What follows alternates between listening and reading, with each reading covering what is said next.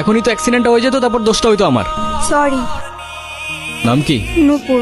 এভাবে একা রাস্তায় দাঁড়িয়ে আছেন কেন? কোনো সমস্যা? আপনি কোন দিকে যাচ্ছেন? আপনি কোথায় যাচ্ছেন? রূপগঞ্জে। আপনি চাইলে আমি আপনাকে ড্রপ করে দিতে পারি। বাসায় জানে পালিয়ে বিয়ে করছেন?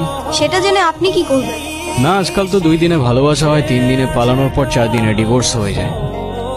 আচ্ছা, আপনার বয়ফ্রেন্ড কই? ও আসে নাই? আসছে হয়তো। আচ্ছা, আপনার ফোনটা একটু দেন তো। আমি স্টেশনে এসে দাঁড়ায় আছি। তুমি কই?